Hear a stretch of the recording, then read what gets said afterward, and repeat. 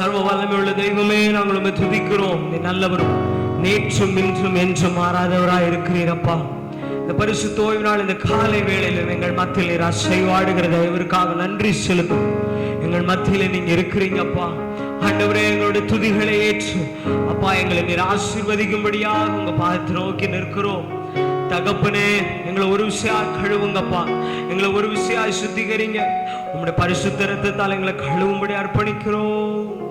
தகப்பனே, நீர் வந்தால் சூழ்நிலை மாறுமே,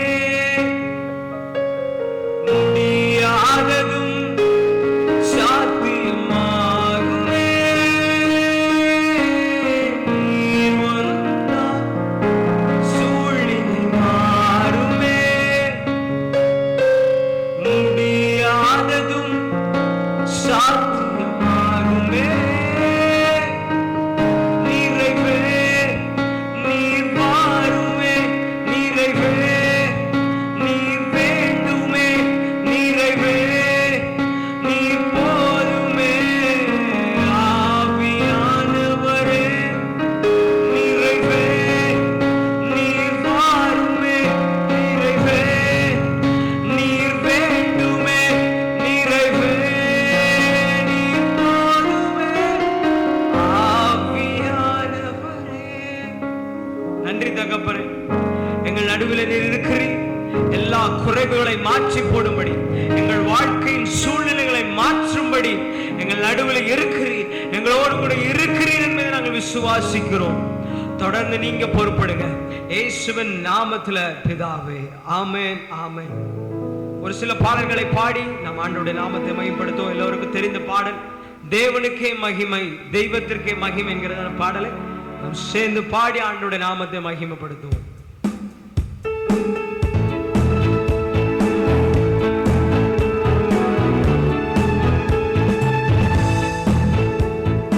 தேவனுக்கே மகிமை, தெய்வத்துக்கே மகிமை, தேவனுக்கே மகிமை, தெய்வத்துக்கே மகிமை. என்னை தேடி வந்து மீட்ட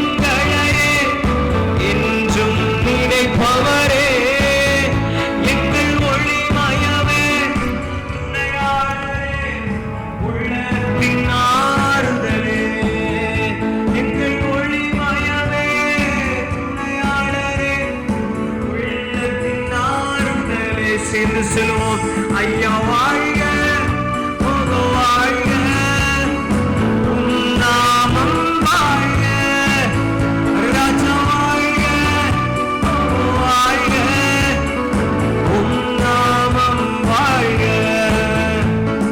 தேடுகிற அனைவருமே மகிழ்ந்து களி கூறட்டும்.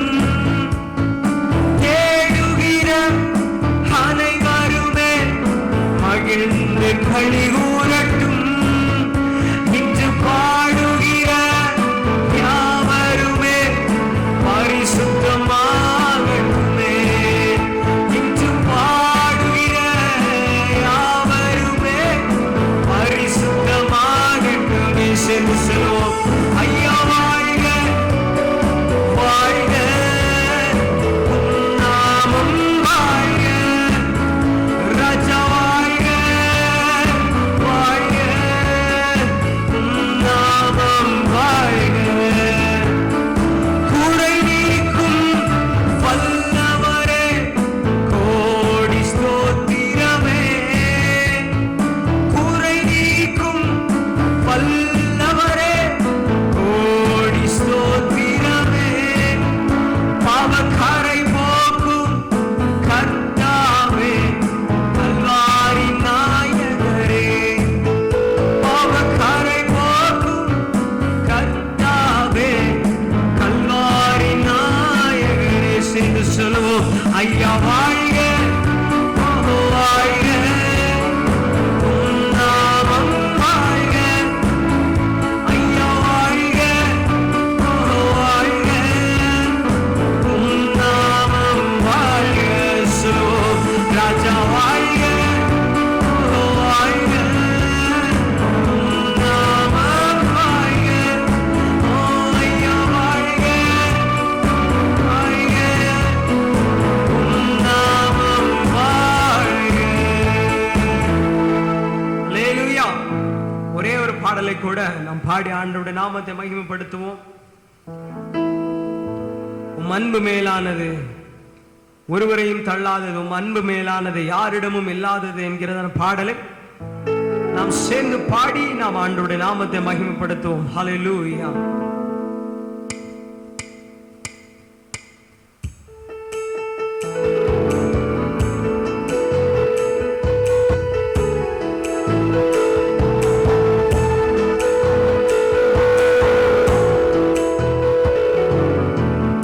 உம் அன்பு மேலானது,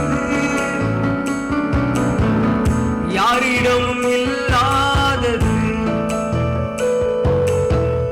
உம் அன்பு மேலானது, யாரிடமும் இல்லாதது. சேர்ந்து சொல்வோம். தாயின் மேலாக என்னை அன்பு வைத்து, தகப்பனை போல என்னை தோள்களில் சுமந்து கொண்டே. தாயின் மேலாக என்னை அன்பு வைத்து, தகப்பனை போல என்னை தோள்களில் சுமந்து கொண்டிரும். அன்பு பெரியது, அது இணையில்லாதது. உம் அன்பு பெரியது, அது இணையில்லாதது. என் வாழ்வில் நீ செய்த நன்மைக்காக எண்ணத்தை நான் செலுத்திடுவேன். என் வாழ்வில் நீர் செய்த நன்மைக்காக எண்ணத்தை நான் செலுத்திடுவேன். என் ஜீவனுள்ள நாட்களெல்லாம் துதித்திடுவேனே. என் கடைசி மூச்சு வரையிலும் உம்மை துதித்திடுவேன். என் ஜீவனுள்ள நாட்களெல்லாம் துதித்திடுவேனே. என் கடைசி மூச்சு வரையிலும் உம்மை துதித்திடுவேனே. தாயினும் மேலாக என் மேல்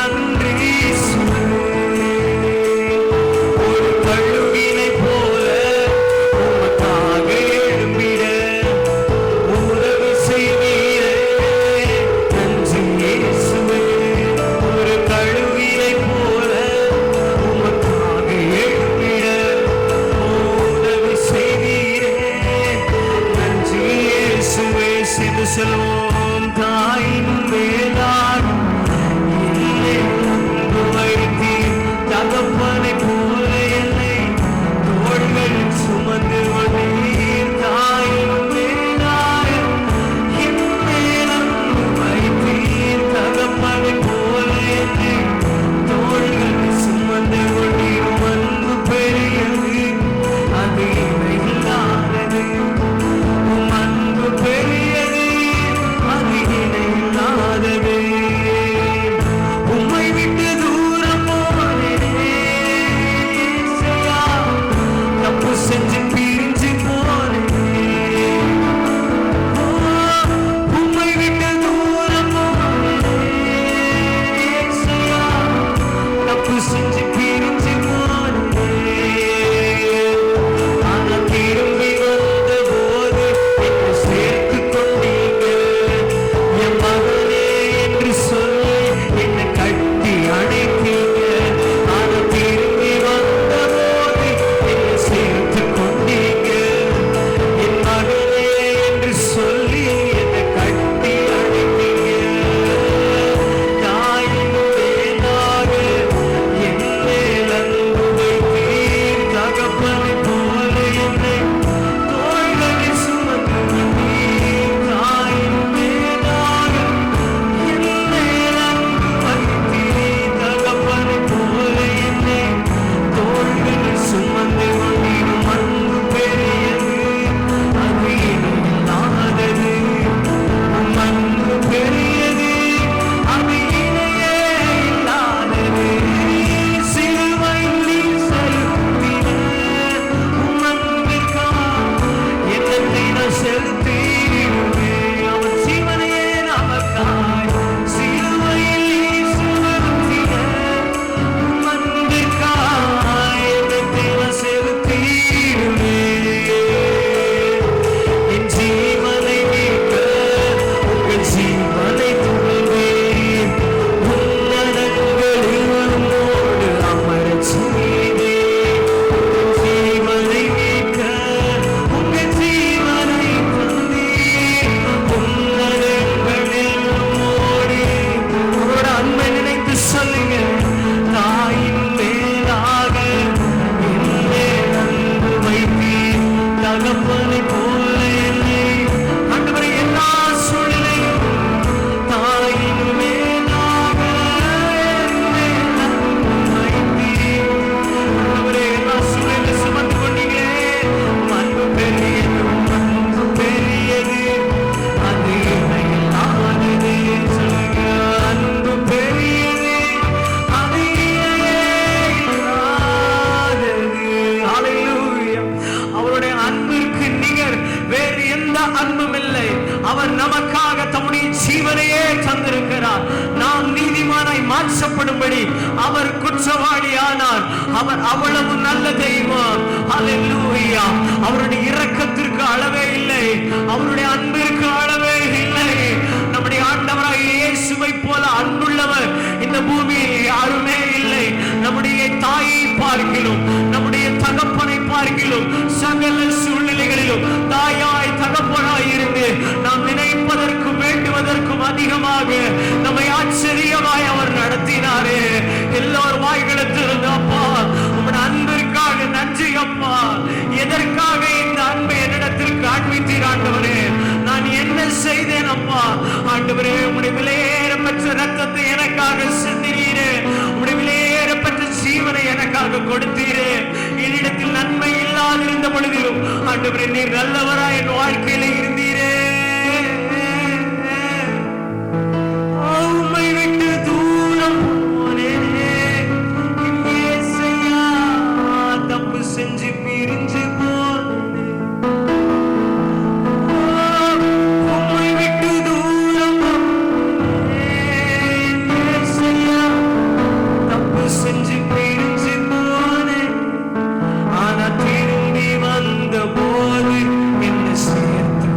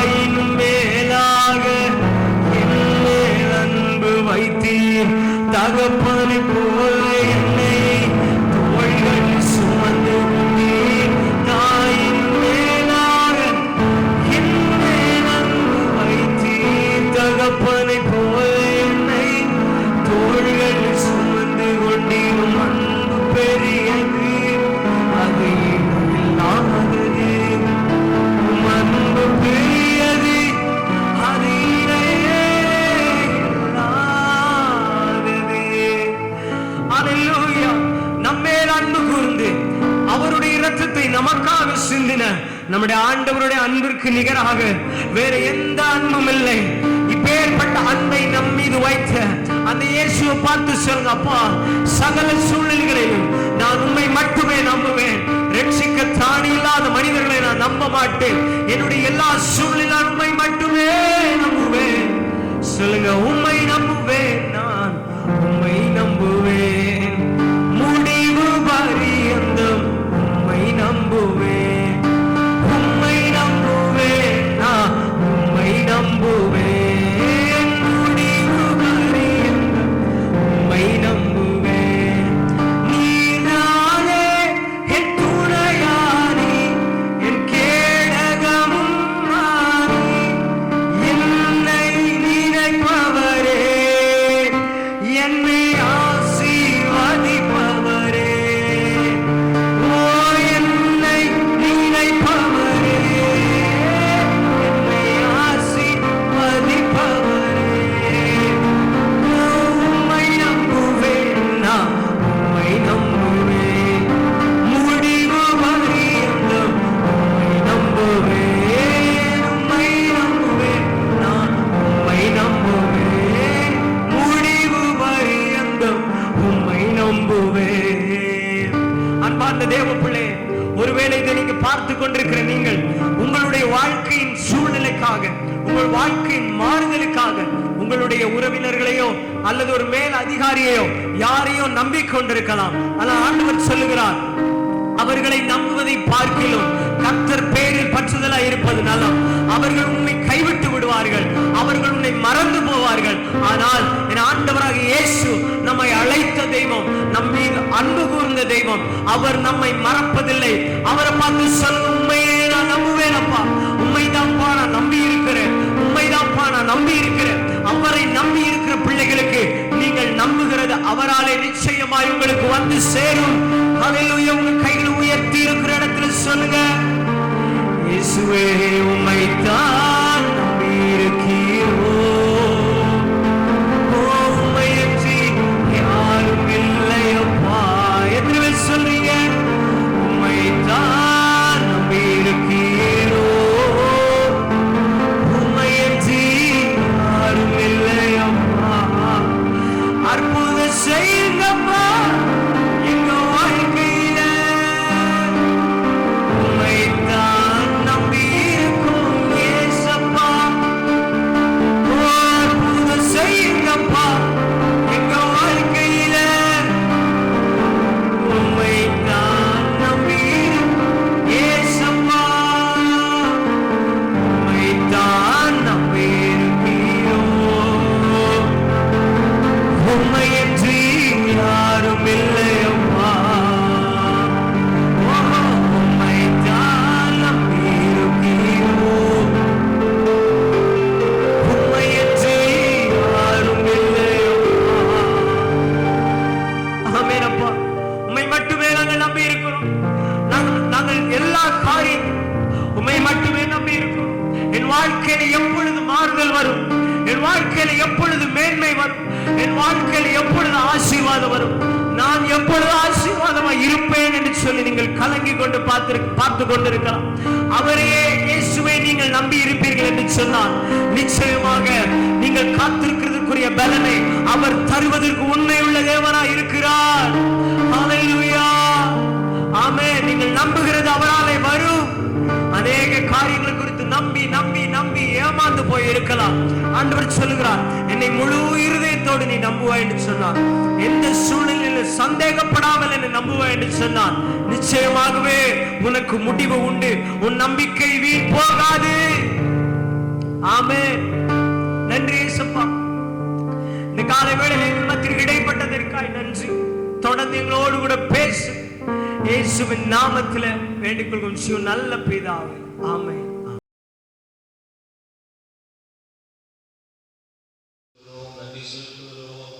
ஹalleluya ஹalleluya ஹalleluya ஹalleluya. அப்பா உமக்கு ஸ்தோத்திரம் ஸ்தோத்திரம் ஸ்தோத்திரம் ஸ்தோத்திரம் ஸ்தோத்திரம் ஆண்டவரே. ஹalleluya ஹalleluya ஹalleluya ஹalleluya ஹalleluya. நன்றி தகப்பனே நன்றி தகப்பனே நன்றி தகப்பனே நன்றி தகப்பனே. Praise the Lord. Hallelujah. Hallelujah. ஆவியானவரே, என் அன்பு நேசரே, ஆட்கொண்டு நடத்துமையா.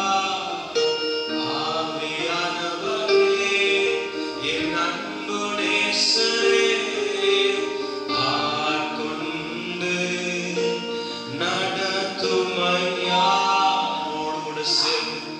எல்லா தேவ பிள்ளைகள் வாய்களை கொஞ்சம் கூட திறந்து ஆண்டவர் நோக்கி, ஆவியானவரே, என் அன்பு நேசரே, ஆட்கொண்டு நடத்துமையா. ஆவியானவரே, என் அன்பு நேசரே, ஆட்கொண்டு நடத்துமையா. உந்தன் பாதைகள் அறிந்திட செய்வோம், உன் வழிகள் கற்றுத்தாரோ.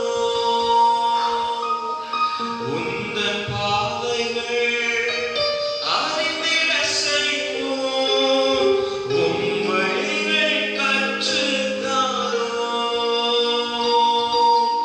உந்தன் வார்த்தையின் வெளிச்சத்திலே தினம் தினம் நடத்துமையா. உந்தன் வார்த்தையின் வெளிச்சத்திலே தினம் தினம் நடத்துமையா. ஆவியானவரே, ஆவியானவரே, பரிசுத்த ஆவியானவரே, ஆவியானவரே, ஆவியானவரே, பரிசுத்த ஆவியானவரே. ஹல்லேலூயா. நல்ல பிதாவே, இரக்கமுள்ள தேவனே, நன்றி நிறைந்த இதயத்தோடு உம்மை துதிக்கிறோம். இந்த நேரத்திலும் கூட ஆண்டவரே, இந்த பரிசுத்த ஓய்வு நாள் ஆராதனையில் உம்முடைய வார்த்தையை கேட்கும்படியாய் காத்திருக்கிற ஒவ்வொரு தேவ பிள்ளைகளையும் கர்த்தர் ஆசீர்வதியும். பிள்ளைகளுக்கு தேவையான வார்த்தைகளை தாரும், ஆசீர்வதியும், பலப்படுத்தும். இயேசுவின் நாமத்தில் ஜெபிக்கிறோம் எங்கள் ஜெபம் கேளும் ஜீவன் தந்த நல்ல பிதாவே. ஆமென், ஆமென், ஆமென். ஸ்தோத்திரம். கர்த்தருடைய பரிசுத்த நாமம் மகிமைப்படுவதாக.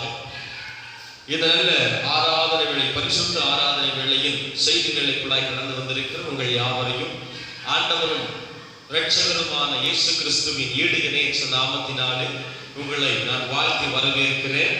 கர்த்தர் நம்மை இதுவரையும் ஆசீர்வதித்து இதுவரையும் நம்மை பலப்படுத்தி கொண்டு வந்த எல்லா பாதைகளுக்காக ஒவ்வொரு நாளும் கர்த்தருடைய சமூகத்தில் நன்றி நிறைந்த இருதயத்தோடு கூட காணப்படுவோம். கர்த்தர் நம்மை நிச்சயமாக ஆசீர்வதிப்பார். இந்த நாட்களிலே அநேக இடங்களிலே வியாதிகள், வைரஸ்கள் பரவி வந்தாலும் கூட கர்த்தருடைய கிருபை அவர் இன்னும் நம்மை பாதுகாத்து நம்மை பலப்படுத்தி நம்மோடு கூட இருந்து நம்மை நடத்தி கொண்டிருக்கிறார். அல்லேலூயா. ஆகவே கர்த்தர் நல்லவர் என்பதை நாம் ருசித்துக் கொண்டிருக்கிறோம். இன்னும் ருசித்து பார்ப்போம். கர்த்தர் நல்லவராகவே நம்முடைய வாழ்க்கையில் வெளிப்பட்டுக் கொண்டிருக்கிறார். இந்த ஆராதனை வேளையிலும் கூட நாம் செய்திக்கு கடந்து செல்வோம். செய்திக்கு ஆதாரமாக ஏசாயா எழுதின தீர்க்க தரிசன புத்தகத்தின் 40வது அதிகாரத்தின் 29வது வசனத்தை நான் வாசிக்கிறேன். ஏசாயா எழுதின தீர்க்க தரிசன புத்தகத்தின் 40வது அதிகாரத்தின் அதன் 29வது வசனத்தை வாசிக்கிறேன். கவனமாய் கவனியுங்கள். சோர்ந்து போகிறவனுக்கு அவன் பலன் கொடுத்து சத்துவம் இல்லாதவனுக்கு சத்துவத்தை பெருக பண்ணுகிற தெய்வம். ஸ்தோத்திரம். நம்முடைய ஆண்டவரை குறித்து இந்த வசனம் சொல்லுகிறது, சோர்ந்து போகிறவனுக்கு அவர் பலன் கொடுக்கிற தெய்வம், சத்துவம் இல்லாதவனுக்கு சத்துவத்தை பெருக பண்ணுகிற தெய்வம். இந்த நாளிலும் கூட முதலாவது பகுதியை நாம் தியானிக்க இருக்கிறோம். சோர்ந்து போகிறவனுக்கு அவர் பலன் தருகிற ஆண்டவர். இதை கேட்டுக்கொண்டிருக்க அன்பான தேவ பிள்ளைகளே, இன்றைக்கு நாம் அநேக காரியங்களை குறித்து சோர்ந்து போயிருக்கிறோம். நம்முடைய வாழ்க்கையில் நிறைவேற்ற அநேக காரியங்கள், துன்பமான காரியங்கள், அநேக சோதர வருத்தங்கள், பசிதாகங்கள், நிறைய காரியங்களை குறித்து நம்ம இப்போ ரொம்ப சோர்வோடு கூட இருக்கிறோம். ஆனால் ஆண்டவருடைய வார்த்தை சொல்லுது, சோர்வோடு கூட இருக்கிற உனக்கு ஆண்டவர் பலன் தருகிற தேவன். அல்லேலூயா. இதை கேட்டுக் கொண்டிருக்கிறவர்கள் உங்கள் குடும்பத்துல ஒருவேளை பிரச்சனையோட இருக்கலாம். ஆண்டவரே, என் குடும்பத்தில் இப்படிப்பட்ட பிரச்சனை இருக்குது, இந்த பிரச்சனைக்கு ஒரு முடிவை தரமாட்டீங்களா ஏசப்பான்னு சொல்லி நம்ம உள்ளத்துல ஒரு ஏக்கத்தோட, ஆண்டவரே, ஒரு ஏக்கத்தோட மட்டும் இல்லாம ஒரு பெரிய சோகம், ஒரு சோர்வு, ஆண்டவர் எப்படி ஆண்டவரே என் வாழ்க்கை நடக்க போகுது, இப்பயே இவ்வளவு பிரச்சனை இருக்குது, இன்னும் வாழ்க்கையில போக போக நான் எவ்வளவோ பார்க்க வேண்டி இருக்குது ஆண்டவரேன்னு சொல்லி அநேக தேவ பிள்ளைகள் சோர்வோடு கூட நீங்கள் இருக்கலாம். ஆனால் ஆண்டவர் சொல்கிறார், சோர்ந்து போகாத, உனக்கு நான் பலன் தருவேன் என்று ஆண்டவர் சொல்லுகிறார். அல்லேலூயா. நம்முடைய ஆண்டவர் நமக்கு பலன் தருகிற தெய்வம். பிரைஸ். ஆகவே அவரை விசுவாசியுங்க. நம்ம பலவீனத்துல ஆண்டவருடைய வசனம் சொல்லுது, என் பலவீனத்துல ஆண்டவருடைய பலன் பூர்ணமாய் விளங்கும். ஆகவே சோரோடு இருக்கிற பிள்ளைகளே, இனிமே சோர்ந்து போகாதீங்க. பழைய பக்தர்கள் நிறைய பேர் பாடி இருக்கிறாங்க, சோர்ந்து போகாதே சோர்ந்து போகாதேன்னு சொல்லி. டிஜிஎஸ் தினகரன் ஐயா நல்ல ஒரு அருமையான பாடல் பாடி இருக்கிறார். அப்ப இன்னைக்கு நம்ம பார்க்க போகிற காரியம் அதுதான், சோர்ந்து போக கூடாது. ஏன்னா சோர்ந்து போகணும்? ஏன் கூட ஏசப்பா இருக்கிறாங்க, அவங்க எனக்கு பலன் தருவாங்க, என் பலவீனத்துல ஏசப்பா எனக்கு பலன் தருவாங்க, அதனால நம்ம சோர்ந்து போக வேண்டாம். இன்றைக்கும் கூட வேதத்தின் அடிப்படையில ஒரு 2 காரியத்தை குறித்து பார்க்க போகிறோம். எப்படி சோர்வுள்ளவங்களை ஆண்டவர் நேசிக்கிறார், எப்படி சோர்வுள்ளவங்களுக்கு ஆண்டவர் பலன் தருகிறார் என்பதை குறித்து நாம் தியானிப்பதற்கு முன்பதாக, எப்பொழுது நமக்கு சோர்வு வருகிறது, எப்ப எனக்கு சோர்வு வருது யோசித்து பாருங்க. எனக்கு எப்ப சோர்வு வருது? ஒரு ஆபத்து எனக்கு நெருங்கும் போது எனக்கு சோர்வு வந்துருது. ஒரு ஆபத்து, ஏதோ ஒரு ஆக்சிடென்ட், ஏதோ ஒரு கடன் பாரம், ஏதோ ஒரு திடீர்னு நமக்கு நடக்கும் போது நம்ம உள்ளது ஒரு பெரிய சோர்வு, மனமடிவாயிடும். ஆண்டவர் என்ன ஆண்டவரை இப்படின்னு சொல்லி ஆண்டவரை பார்த்து கேள்வி, ஏன் ஏசப்பா நான் நல்லா ஜோமெண்ட் தான் இருந்தேன், ஏன் ஆண்டவரை வாழ்க்கையில் இப்படி நடந்துச்சுன்னு சொல்லி உடனே ஒரு சோர்வு நமக்குள்ள வந்துருது. அப்போ ஒரு ஆபத்து நேரத்துல, ஒரு பிரச்சனை வரும்போது, ஒரு சாத்தானுடைய சூழ்ச்சி நம்மளை சூழ்ந்து இருக்கும் போதுதான் நமக்கு அந்த சோர்வு வருது. சோதனம் வேதத்தில் நிறைய பேர் சோர்வுப்பட்டா, சோர்வடைந்தவர்களை குறித்து நம்ம நிறைய பேரை குறித்து பார்க்கும் போதும், ஏன்னா சோதனை எகிப்து ஜனங்கள் கூட பாருங்களேன், அவங்க அப்படியே வனாந்தரத்தில் நடந்து வரும்போது சோர்வடைஞ்சு போயிட்டாங்க. சோர்வடைஞ்சு மனமடிவாயி அப்பப்ப கோபம் அவங்களுக்கு வந்து இப்படி நிறைய காரியங்கள் நடந்தது. இப்படி நமக்கு வாழ்க்கையில எதிர்பார்த்து இருக்கிறோம், எனக்கு ஆண்டவரை இது வேணும்னு சொல்லி எதிர்பார்க்கிறோம், அது கிடைக்கலன்னு சொல்றப்ப நம்ம உள்ளத்துல ஒரு சோர்வு. ஒருவேளை வாலிப பையனா இருந்தா ஒரு நல்ல வாகனம், ஆண்டவரே ஒரு நல்ல பைக் எனக்கு வேணும் அப்படின்னு சொல்லி நம்ம ஜெபித்து கொண்டிருக்கலாம். அது கிடைக்கலன்றப்போ நம்ம உள்ளத்துல ஒரு சோர்வு வந்துடும். சில பிள்ளைகள் மொபைல் போன் ஆசைப்படுறாங்க, அப்ப அந்த மொபைல் போன் கிடைக்கலன்னு சொல்றப்போ பிள்ளைகளுக்கு ஒரு சோர்வு வந்துருது. பெரிய ஆட்கள் சொல்லி போனா ஒரு நல்ல வீடு கட்டணும், ஒரு நல்ல கார் வாங்கணும்னு ஆசைதான், அப்ப அது வாங்க முடியாத சூழல் வரும்போது உள்ளத்துல ஒரு சோர்வு வந்துருது. வீடு கட்டிக்கிட்டே இருக்கிறோம், கட்டுற நேரத்துல திடீர்னு ஒரு தடை வந்துருது, அப்ப உள்ளத்துல படக்க ஒரு சோர்வு வந்துருது. நல்லா இருந்துட்டே இருக்கிறோம், திடீர்னு பார்த்தா நல்லா இருக்கும் போதே நமக்கு ஒரு வியாதி வந்துருது, அப்ப அந்த வியாதி வந்த உடனே நமக்குள்ள சோர்வு வந்துருது. சோதனை இப்படி நிறைய சூழ்நிலைகள். மாத்திரம் இல்லாம பக்கத்து வீட்டுக்காரங்க கூட ஏதாவது ஒரு சின்ன பிரச்சனை வந்தாலும் உடனே நமக்கு சோர்வு வந்துடும். என்ன ஆண்டவரே நான் உங்களை ஆராதிக்கிறேன், இப்படி எல்லாம் பிரச்சனை வருதுன்னு சொல்லி ஒரு சோர்வு வந்துருது. யாராவது ஒரு ஆளு குத்தி நம்மளை பேசிட்டாங்கன்னா உடனே நமக்கு சோர்வு வந்துருது. இதையே சொல்லணும், இதை கேட்டுக்கொண்டிருக்கிறோம், நமக்குள்ள ஒருவேளை பாஸ்ட் இப்படி எல்லாம் பேசுறாருன்னு சொல்லி அதை கேட்கும் போது கூட நம்மளை பத்தி தான் பேசுறாருன்னு சொல்லி அதை கேட்கும் போது கூட நமக்கு சோர்வு வருது. இப்படி இதை குறித்து நிறைய காரியம் சொல்லிக்கிட்டே போகலாம். இப்படி நமக்கு எப்படியோ ஒரு சோர்வு, இப்ப கூட அதை கேட்டுக்கிட்டு இருக்கும் போது கூட உங்க உள்ளத்துல ஏதோ ஒரு சோர்வு இருக்குது. இதை கேட்டுக்கிட்டு இருக்கிற ஒவ்வொரு தேவர்களையும் எங்க கேட்டுட்டு இருந்தாலும் சரி, நல்லா ஆராய்ந்து பாருங்க, இப்பயும் உங்க உள்ளத்துக்குள்ள ஒரு சோர்வு இருக்குது. சோதனம். இந்த சோர்வோடு இருக்கிற பிள்ளைகளை கவலைப்படாத. நீ வாலிப பிள்ளையாக இருக்கலாம், இல்ல சிறு பிள்ளைகளாக ஏதோ தேடிக்கொண்டிருக்கலாம், இல்ல பெரியவர்களாக ஏதோ ஒரு பொருளையோ வீட்டையோ காரையோ ஏதோ ஒரு பொருளை நாம் வாஞ்சித்துக் கொண்டிருக்கலாம். ஆகவே சோதனம், தேவ பிள்ளைகளாக நாம் அறிந்து கொள்ள வேண்டிய காரியம் என்னவென்று கேட்டா, இதுல நீங்க சோர்ந்து போக வேண்டாம். ஆண்டவருடைய பலன் நம்மோடு கூட இருக்கும். அல்லேலூயா. ஆகவே வைராக்கியத்தோடு கூட காணப்படுங்க. தேவன் நமக்கு பலன் தருகிற தேவனாக இருக்கிறார். மாத்திரமல்லாமல் சோதரம், அவர் ஆபத்து நேரத்தில் நமக்கு பலன் தருகிற தேவன். 2 காரியங்களை நாம் சோதரம் சுருக்கமாய் பார்க்க போகிறோம். முதலாவது காரியம் சோதரம், மார்க்கு எழுதின சுவிசேஷத்தின் 8வது அதிகாரத்தை நாம் வாசித்து பார்க்கும் போது அங்கே ஒரு காரியம் கொடுக்கப்பட்டிருக்கிறது. சோதரம் பாருங்களேன், அங்க இயேசு கிறிஸ்து சோதரம், இயேசு கிறிஸ்துவுடைய பின்னாடி நிறைய பேர் இருக்கிறாங்க. சோதரம் நிறைய பேர். எத்தனை நாள் கேட்டீங்கன்னா 3 நாட்கள் இயேசுப்பா பின்னாடி போய் அவருடைய வார்த்தையை கேட்கறதுக்கு ஆசையா போய் நிற்கிறாங்க. இயேசுப்பா பின்னாடி போய் நிற்கிறாங்க. ஆண்டவர் இப்படியாவது என் கூட பேச மாட்டாரா, இயேசுப்பா என்னை சுகப்படுத்த மாட்டாரா, ஆண்டவர் அப்படின்னு தேவைகளை அறிஞ்சு ஆண்டவருடைய பாதத்துல 3 நாட்கள் பசியோட கூட இருக்கிறாங்க. சோதரம், இன்னைக்கு நம்ம பசிச்சா உடனே ஓடி போயிருவோம். ஆனா இவர்கள் பசியோடு கூட 3 நாட்களாக ஆண்டவருடைய சமூகத்துல காத்திருந்தாங்க. இப்போ ஆண்டவர் கிளம்பிட்டாரு, எல்லாரும் போகக்கூடிய சூழ்நிலை. இந்த சூழ்நிலையில இயேசு கிறிஸ்து அவர்களை பார்த்து, சிசுகளை பார்த்து ஒரு வார்த்தை சொன்னாரு. எப்பா, இத்தனை ஜனங்கள், இத்தனை 1000 ஜனங்கள், சோதரன் 4000 பேருக்கு மேல அந்த இடத்துல இருக்கிறாங்க. இத்தனை ஆயிரக்கணக்கான ஜனங்கள் இப்ப சோதரன் திரும்பி போறாங்க. 3 நாட்களா பட்னியா இருந்திருக்கிறாங்க. இப்ப இவங்க திரும்பி போகும்போது இவர்கள் சோர்வடைஞ்சிருவாங்களே, சாப்பிடலன்றப்ப தொலைதூரம் நடந்து போக வேண்டியவங்க, இவங்க நடந்து போகும்போது சோர்வடைஞ்சிருவாங்களே அப்படின்னு சொல்லி யோசிக்கிறாங்க. அப்ப அந்த சீசுகள் சொல்றாங்க, ஆண்டவரே அதெல்லாம் சரிதான், ஆனா இவங்களுக்கு கொடுக்கறதுக்கு நம்மகிட்ட ஒண்ணும் இல்லையே. அப்ப ஆண்டவர் சொன்னாரு, போப்பா அவன்கிட்ட இருக்கிறத எடுத்துட்டு வா. அப்ப அவங்க போனாங்க, போனாங்க. போய் 7 அப்பத்தையும் சில மீன்கள் மட்டும்தான் இருந்துச்சு. ஆனா இருந்த ஜனங்களும் 4000 பேருக்கும் மேல. அப்ப ஆண்டவர்கிட்ட கொண்டு வந்து கொடுக்குறாங்க 7 அப்பத்தையும் கொஞ்சோடு மீன். ஆண்டவர் ஸ்தோத்திரம் பண்ணி ஆசீர்வதிக்கிறாரு. சோதரன் 7 அப்பத்தையும் சில மீன்களையும் ஆண்டவர் ஸ்தோத்திரம் பண்ணி ஆசீர்வதிக்கும் போது பாத்தீங்கன்னா நடந்தது என்ன?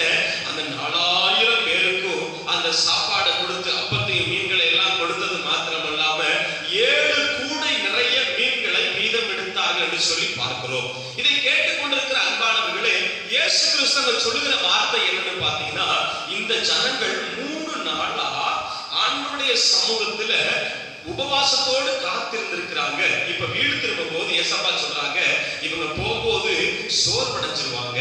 3 நாளா சாப்பிடாம இருக்கிறாங்க, நடந்து போகும்போது சோர்வா இருக்கும், பசிக்கும் அப்படின்னு சொல்லி ஆண்டவர்களுக்கு உணவளிக்கிற காரியத்தை குறித்து நாம் பார்க்கிறோம். இன்றைக்கு இதை கேட்டுக்கொண்டிருக்கிற அன்பானவர்களே, உங்கள் தேவையை ஆண்டவர் அறிந்திருக்கிறார். நமக்கு அந்த ஜனங்களுக்கு தெரியல. அந்த ஜனங்கள் 3 நாளா பசியோட இருக்கிறாங்கன்றது ஆண்டவருக்கு தெரியும். அந்த ஜனங்கள் உள்ளத்துல இருக்கு, ஆனா சொல்லல ஆண்டவர்கிட்ட, ஏசப்பா நாங்க 3 நாளா பசியோட இருக்கிறது, சாப்பாடு தானே கேட்கவே இல்லை. ஆனா ஆண்டவரே சொன்னாரு, 3 நாளா அந்த பசியோட இருக்கிறாங்கப்பா, போகும்போது இப்ப சோர்வடைஞ்சிருவாங்க. அப்ப ஆண்டவர்களுக்கு போஜனம் கொடுக்கிறார். இப்ப இதை கேட்டுக்கொண்டிருக்கிற அன்பானவர்களே, உங்களுடைய தேவையை நீங்க ஆண்டவரத்துல கேட்கலனாலும் ஆண்டவர் அதை அறிந்திருக்கிறார். ஸ்தோத்திரம். உங்களுடைய தேவை நிறைய இருக்கலாம். ஆண்டவரே சாப்பாட்டுக்கு நிறைய பணம் தேவை, ஒரு வீடு கட்டுறதுக்கு நிறைய பணம் தேவை, கார் வாங்குறதுக்கு நிறைய பணம் தேவைன்னு சொல்லி நமக்கு தேவைகள் நிறைய இருக்கலாம், தேவைகள் 1000க்கு மேல இருக்கலாம். ஆனா நீ ஆண்டவரத்துல கேட்கறதுக்கு முன்னாடியே ஏசப்பாவுக்கு தெரியும் உனக்கு பணம் தேவை, உனக்கு பொருள் தேவை, என்ன தேவை இருக்கின்றது என் ஆண்டவருக்கு தெரியும். ஆகவே நீ சோர்ந்து போகாத. நீ சோர்ந்து போவது என் ஆண்டவருக்கு தெரியும். நீ அடுத்து இப்ப சோர்வா இல்ல, ஆனா பின்னாடி நீ சோர்வு அடைஞ்சிருவேன்றது கூட என் ஆண்டவருக்கு தெரியும். சோதரம், இந்த ஜனங்கள் போகிற வழியில சோர்ந்து போவார்களே என்று ஆண்டவர் சொன்னார். ஆகவே நீ சோர்ந்து போகக்கூடிய சூழ்நிலை இனிமேல் வரும், அதை கூட தேவன் அறிந்திருக்கிறார். உன் வாழ்க்கையில இனிமே நீ ஒரு நாள் சோர்ந்து போக போறன்ற காரியத்தை கூட என் தேவன் அறிந்திருக்கிறார். ஆகவே நீ சோர்ந்து போகாத மகளே, நீ எப்பொழுதும் கிறிஸ்துவுக்குள் சந்தோஷமாயிரு.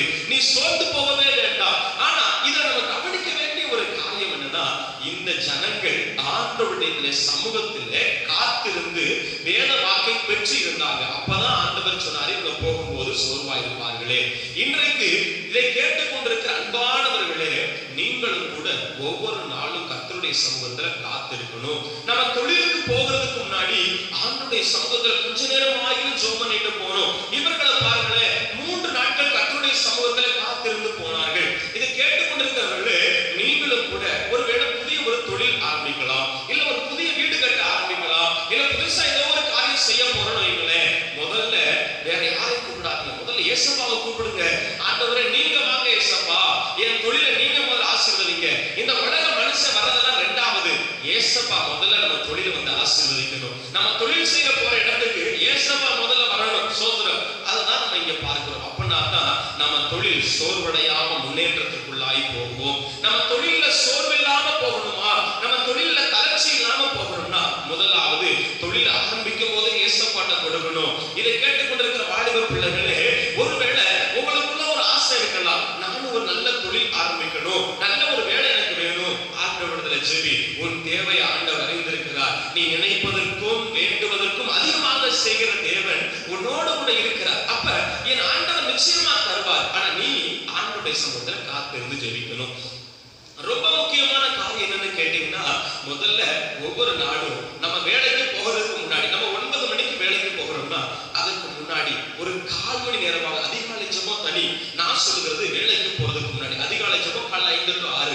அதுக்கப்புறம் நம்ம ஒரு 9 மணிக்கு வேலைக்கு போக போறோமா, நமக்கு முன்னாடி அதுக்கு முன்னாடி ஒரு 10 நிமிஷமோ 1/4 மணி நேரமோ ஏசப்பாட்ட உட்கார்ந்து, ஆண்டவரே நான் தொழிலுக்கு போக போறேன், என் தொழிலை ஆசீர்வதிங்க ஏசப்பா. இன்னைக்கு நான் தொழில் செஞ்சு ஒரு பொருளை ப்ராடக்டை நான் சேல் பண்ணும்போது அந்த பொருள் அவங்களுக்கு ஆசீர்வாதமா இருக்கணும். இல்ல நான் ஒரு பொருளை ரிப்பேர் பண்ணி கொடுக்குறேன்னா அந்த பொருள் அவங்களுக்கு ஆசீர்வாதமா இருக்கணும், இனிமே ரிப்பேர் வரக்கூடாது அப்படின்னு சொல்லி நம்ம ஜெபித்து விட்டு நம்ம தொழிலை ஆரம்பிக்கணும். ஒருவேளை நம்ம வேற ஏதாவது வேலைக்கு போகிறவங்களா இருக்கிறோமா, அப்ப நம்ம ஜெபிக்கிறோம், ஏசப்பா நான் இன்னைக்கு வேலைக்கு போக போறேன், நான் வேலைக்கு போகும்போது வேலை செய்யும் போது என் வேலை அங்க இருக்கிறவங்களுக்கு திருப்தியா இருக்கணும் ஏசப்பா, அந்த ஓனருக்கு திருப்தியா இருக்கணும். நான் ஒரு கொத்தனார் இருக்கிறேன்னா அப்ப கொத்த வேலை செய்யும் போது ஏசப்பா நான் செய்யற வேலை அந்த வீட்டுக்காரங்களுக்கு திருப்தியா இருக்கணும் ஆண்டவரே. ஒருவேளை எலக்ட்ரிஷியனா, ஆண்டவரே நான் செய்யற வேலை அந்த வீட்டு எஜமானுக்கு திருப்தியா இருக்கணும் ஏசப்பா, சந்தோஷமா இருக்கணும் ஆண்டவரேன்னு சொல்லி ஜெபிங்க. நிச்சயமாய் ஆண்டவர் உங்கள் தொழிலை ஆசீர்வதிப்பார். அல்லேலூயா. மாத்திரமல்ல தேவ பிள்ளைகளே, தேவன் உங்களோடு கூட இருக்கிறார், எதை காத்தும் சோர்ந்து போக தேவையே இல்லை. இது முதலாவது காரியம். இரண்டாவது ஒரு காரியத்தை குறித்து பார்க்க முடியும். யோனா எழுதின புத்தகத்தின் சோதரர் 4ஆம் அதிகாரத்தின் 8வது வசனத்துல இப்படியாய் சோதரர் 4ஆம் அதிகாரம் முழுவதுமா நீங்கள் வாசித்து பார்க்கும்போது யோனாவை குறித்து ஒரு பகுதி, அந்த பகுதியில யோனாவுக்கு ஒரு நாள் ரொம்ப மனமடிவு. சோதரர் யோனாவுக்கு ரொம்ப சோர்வாயிட்டாரு, சோதரர் மனமடிவாய் போயிட்டாரு. அவர் சொன்னார், ஏசப்பா நான் செத்து போயிடுறேன் ஆண்டவரேன்னு சொல்றார். அந்த அளவுக்கு அவருக்கு மனசுல கஷ்டம், அவரால் தாங்க முடியல. அப்ப அவர் ஒரு இடத்துல போய் உட்கார்ந்தாரு. சோதரம் இளைப்பாறுவதற்காக ஒரு இடத்துல போய் உட்கார்ந்தாரு. உட்கார்ந்தா கூட உள்ளத்துல ரொம்ப கஷ்டம், உள்ளத்துல ரொம்ப சோர்வோட இருக்கிறாரு. அந்த நேரத்துல அவர் படுத்திருக்கும் போது முடிச்சு பார்த்தாருன்னா அவருக்கு பின்னாடி ஒரு பெரிய மரம் முளைச்சிருக்கு. சோதரம் ஒரு மரம் முளைச்சு, ஒரு ஆமணக்கு மரம் அப்படி முளைச்சு அழகா அவர் சோதரம் வெயில் அவர் மேல படாதபடி அப்படியே அவர் மூடி இருக்குது. அப்ப அவர் உள்ளத்துக்கு ரொம்ப சந்தோஷமா இருந்துச்சு. சோதரம் ஏன்னா அவர் முதல்ல கஷ்டத்துல இருந்தாருல்ல, ரொம்ப கஷ்டத்தோட இருந்தவங்க இப்படி ஒரு நல்ல சூழலை உண்டான, நல்ல குளிர்ச்சியான ஒரு சூழலை உண்டானே உள்ளத்துல ஒரு சந்தோஷம். அடுத்த காலையிலே எழுந்திரிச்சு பார்த்தா ஆமண மரத்தை காணும். ஆமணக்கு மரம் அப்படியே சோதரம் எல்லாம் பூச்சி எல்லாம் வந்து கடிச்சு ஆமணக்கு மரமே இல்லாம போச்சு. சோதரம் இது எதற்காக நான் சொல்லுகிறேன் தெரியுமா? சோதரம் இன்னைக்கு நம்ம ஒரு சில நேரம் இப்படித்தான் மனமடிவோட இருக்கும் போது சில ஆட்கள் நம்மகிட்ட வந்து அப்படியே தழுவி நம்மள பேசுவாங்க. சில ஆட்கள் வந்து நம்மள அப்படியே அன்பா பேசி நம்மள கரெக்ட் பண்ண பார்ப்பாங்க. சோதரம் அதுல விழுந்து போய்விட வேண்டாம். சோதரம் இந்த யோனாவுக்கு பாருங்களேன், அவர் ஆண்டவர் இவ்வளவு நாள் வழிநடத்திட்டு வந்தாரு. ஆனா இவர் சாகணும்னு நினைக்கிறப்போ அந்த ஒரு ஆமணக்கு செடி நல்லா வளர்ந்து இவருக்கு நல்ல சந்தோஷத்தை கொடுத்தோடனே அது மேல பிரியமா இருந்தார். அடுத்த நாள் பார்த்தா ஆமணக்கு செடி செத்து போச்சு. சோதரம் இவருக்கு தீங்கு உண்டாக்கி விட்டது. ஆகவே நீங்கள் கவனமா இருக்க வேண்டிய சூழ்நிலை என்ன என்று தெரியுமா? நம்ம மனமடிவோடு கூட, நம்ம சோர்வோடு கூட, ரொம்ப அழுகை கண்ணீரோடு கூட இருக்கும் போதுதான் இந்த உலகத்தில் உள்ள சாத்தா என்ன செய்வான் தெரியுமா? யார் மூலமாவது தப்பு செய்ய நம்மள அப்பதான் யாரையாவது தூண்டி விடுவோம். யாராவது அப்பதான் அப்படியே அரவணைச்சு வர மாதிரி வருவாங்க. ஆனா அது சாத்தானுடையது, அது சாத்தானுடைய வேலை என்பதை அறிந்து கொள்ள வேண்டும். அது உங்களை சோதர வஞ்சிக்க வந்தது என்பதை நீங்கள் அறிந்து கொள்ள வேண்டும் தேவ பிள்ளைகளே. ஆகவே ஒரு நாள் முளைச்ச ஆமணக்கு முக்கியமா நீங்க பிறக்கிறதுக்கு முன்னாடியே உங்களை கையில வரைந்து வைத்திருக்கிற ஆண்டவர் முக்கியமா என்பதை யோசித்து பாருங்கள். இன்னைக்கு அநேக ஜனங்கள் இதைத்தான் செஞ்சுக்கிட்டு இருக்கிறாங்க. நம்மளை ஏசப்பா உள்ளங்கையில வரைந்து வைத்திருக்கிறார். இதையெல்லாம் அறிஞ்ச தேவ பிள்ளைகள் திடீர்னு தனக்கு கிடைத்த அன்பை தேடி விட்டு ஓடி ஆண்டவரை விட்டு விடுகிறாங்க. திடீர்னு தனக்கு கிடைச்ச ஏதோ ஒரு இச்சையை தேடி பாவத்தை தேடி ஓடி போயிடுறாங்க. ஏசப்பாவை மறந்து போய் விடுகிறாங்க. ஆனா நீங்க அப்படி இல்லைன்னு சொல்லி எனக்கு தெரியும். ஆகவே நம்ம உண்மை உள்ளவர்களாக, நம்மை படைத்தவர் ஆண்டவர், என்னை உருவாக்கினவர் ஆண்டவர், எனக்கு அவர் போதும்னு சொல்லி இப்ப வர இன்பம் எனக்கு தேவையில்லை. இந்த உலகத்துல 10 நிமிஷம் கிடைக்கிற இன்பம் எனக்கு தேவையில்லை. இந்த உலகத்துல 1 மாசம் கிடைக்கிற இன்பம் எனக்கு தேவையில்லை. எனக்கு வாழ்நாள் முழுக்க என் கூட இருக்கிற இயேசு எனக்கு போதும்னு சொல்லி நீங்க இருப்பீங்கன்னா ஆண்டவர் நிச்சயமாகவே நீங்க சோர்வோடு கூட இருக்கும்போது உங்களுக்கு பலன் தருவார். நீங்கள் சத்துவம் இல்லாமல் இருக்கும்போது உங்கள் சத்துவத்தை ஆண்டவர் பெருகச் செய்வார். அல்லேலூயா. கர்த்தர் நல்லவர். ஆகவே எக்காரணத்தை கொண்டு எப்பொழுதும் நீங்கள் சோர்ந்து போகவே கூடாது. எப்பொழுதும் சந்தோஷமா இருங்கள். சரி, இப்ப ஷார்ட்டா ஒரு 3 காரியத்தை மட்டும் சொல்ல போறேன். ஷார்ட்டா ஒரு 5 நிமிஷத்துக்குள்ள ஒரு 3 காரியத்தை நல்லா கவனிங்க. ஒரு 3 காரியம் நம்ம எதை குறிச்செல்லாம் சோர்ந்து போகக்கூடாது, எதுக்கெல்லாம் நம்ம சோர்ந்து போகக்கூடாது, பைபிள் என்ன சொல்லுது, எதுக்கெல்லாம் நம்ம சோர்ந்து போகக்கூடாது வேதம் சொல்லுதுன்னு சொல்லி 3 காரியத்தை ஷார்ட்டா சொல்றேன். நீங்க நோட் பண்ணி வச்சுக்கோங்க. ஸ்தோத்திரம். முதலாவது ரோமர் 2ஆம் அதிகாரம் வசனம் சொல்லுகிறது, நற்கிரியை செய்ய சோர்ந்து போகாதிருங்கள். சோத்திரம். நற்கிரியை செய்வதற்கு நம்ம சோர்ந்து போகவே கூடாது. நற்கிரியைனா என்ன? சில ஜனங்களுக்கு நன்மை செய்வது, கஷ்டப்படுகிற ஜனங்களுக்கு உதவுவது, பசி பட்டினியோடு இருக்கிறவங்களுக்கு உதவுவதுதான் நற்கிரியை. சோதரம். அப்ப பாருங்களேன், ஒரு வசனம் இப்படியா சொல்லுகிறது, ஏழைக்கு இறங்குகிறவன் கர்த்தருக்கு கடன் கொடுக்கிறார். அப்ப நம்ம ஏழைக்கு இறங்குறோம் இல்லையா, இதெல்லாம் நற்கிரியை. இப்படிப்பட்ட நல்ல கிரியை செய்வதில் நம்ம சோர்ந்து போக கூடாது. சிலர் பாத்தீங்கன்னா வலது இப்படி கொடுப்பான், கொடுத்துட்டு இங்கிட்டு பார்த்தா போய் சொல்லுவான், நான் அவனுக்கு அவ்வளவு கொடுத்தேன், அவனுக்கு இவ்வளவு கொடுத்தேன்னு சொல்லி பெருமை பேசுவான். இந்த குணம் நமக்குள்ள இருக்கக்கூடாது. ஏன்னு கேட்டா, வலது கை செய்வது இடது கைக்கு தெரியக்கூடாதுன்னு சொல்லி பைபிள்ல ஆண்டவர் சொல்லி வச்சிருக்கிறார். நீங்க யாருக்காவது உதவி செய்றீங்களா, செய்யுங்க, சந்தோஷம். ஆனா யார்கிட்டையும் போய் நான் அவனுக்கு இவ்வளவு உதவி செஞ்சேன், இவனுக்கு உதவி செஞ்சேன்னு சொல்லி யார்கிட்டையும் தயவு செஞ்சு சொல்லி காட்டாதீங்க. அப்படி நீங்க சொல்லி காட்டுறீங்கனாலே நீங்கள் உதவி செய்யறதுக்கு எந்த பிரயோஜனமும் இல்லை. நீங்கள் உங்களை பிரஸ்தாபப்படுத்தினதற்கு உதவி செஞ்சீங்கன்னு அர்த்தம். ஆகவே ஆண்டவருடைய நாம பிரஸ்தாபப்படுவதற்கு மாத்திரம் நாம் உதவி செய்ய வேண்டும். ஆகவே அன்பானவர்களே, நற்கிரியை செய்வதிலே ஒரு நாளும் சோர்ந்து போகாதீர்கள். இரண்டாவது பார்க்கிறோம், லூக்கா 18ஆம் அதிகாரம் 1ஆம் வசனம் சொல்லுகிறது, ஜெபத்திலே சோர்ந்து போகாதீர்கள். இன்னைக்கு அநேக ஜனங்கள் சோதனம் நல்ல ஜெபம் பண்ணிட்டே இருப்பாங்க. ஏசப்பா எனக்கு அது வேணும், இது வேணும், வீடு வேணும், கார் வேணும், பணம் வேணும், அது வேணும், இது வேணும்னு ஜெபம் பண்ணிட்டே இருப்பாங்க. ஆனா கிடைக்கலன்னு சொன்னோம்னா அப்படியே சோர்ந்துருவாங்க. சிலர் வியாதிக்காக ஜெபம் பண்ணுவாங்க, ஏசப்பா என் வியாதி மாறணும்னு சொல்லி ஜெபம் பண்ணிட்டே இருப்பாங்க. ஆனா அது மாறணும்னு சொன்னோம்னா சோர்ந்து போயிடுவாங்க. ஆனா வசனம் சொல்லுது, ஏசப்பா நமக்கு என்ன கற்றுக் கொடுக்கிறார்னா, ஜெபத்திலே ஒரு நாளும் சோர்ந்து போகாதீங்க, ஜெபம் பண்ணிட்டே இருங்க. ஏற்ற சமயம் வரும்போது ஏசப்பா நம்ம அப்பா நமக்கு தர வேண்டிய நேரத்துல நிச்சயமாய் தருவார். ஆகவே நீங்க ஜெபத்துல ஒரு நாளும் சோர்ந்து போகாதீர்கள். மூன்றாவது காரியம், கலாத்தியர் 6ஆம் அதிகாரம் 9ஆவது வசனமும் 2 தெசலோனிக்கேயர் 3ஆம் அதிகாரம் 13ஆவது வசனமும் சொல்லுகிறது, நன்மை செய்வதிலே சோர்ந்து போகாதீர்கள். மற்றவர்களுக்கு நன்மை செய்ய பாருங்க, யாருக்கும் தீமை நினையாதிருங்க. நமக்குள்ள மற்றவங்களுக்கு நன்மை செய்யணும்ன்ற ஆசை இருக்கணுமே தவிர தீமை செய்யவே கூடாது. சோதரன், ஒரு இடத்துல உலகத்துல பழமொழி இப்படிதான் சொல்லுவாங்க, உதவி செய்யறாலும் பரவாயில்லப்பா, உபத்திரியம் செய்யாம இரு அப்படின்னு, உபத்திரவம் செய்யாம இருன்னு சொல்லுவாங்க. அப்ப நம்ம இன்னைக்கு ஜனங்களுக்கு தீமை செய்வது அநேகருக்கு சோதரம் அது ஒரு நல்ல கெட்ட ஹேபிட்டா இருக்குது. ஆனா நமக்குள்ள அந்த ஹேபிட் இருக்கவே கூடாது. நமக்குள்ள தீமை செய்கிற பழக்கம் இல்லாதபடி நாம் நன்மை செய்கிறவர்களாக காணப்பட வேண்டும். நன்மை செய்யணும். சோதரம், நன்மைனா ஒருத்தர் படிக்க முடியாதவர் இருக்கிறானா, அவனுக்கு 4 வார்த்தை சொல்லிக் கொடுக்கலாம். சோதரன், வசனம் படிக்க தெரியாதவங்க இருக்கிறாங்களா, அவனுக்கு வசனம் படிக்க சொல்லிக் கொடுக்கலாம். ஒருத்தருக்கு ட்ரெயின் ஏற தெரியல, அப்ப நம்ம அவருக்கு சொல்லிக்கலாம், எந்த ட்ரெயின்ல ஏறுப்பான்னு சொல்லிக் கொடுக்கலாம். ஒருவருக்கு உண்மையான ஆண்டவர் யாருன்னு தெரியல, அப்ப அவருக்கு நம்ம உண்மையான ஆண்டவர் யாருன்னு சொல்லிக் கொடுக்கலாம். இதுதான் நன்மை செய்வது. யாருக்கும் தீங்கு நினைக்கவே கூடாது. இது நமக்குள்ள குணாதிசயம். இது இயேசுவின் குணம் அல்ல. ஆகவே எப்பொழுதும் நன்மை செய்து கொண்டே இருங்கள்.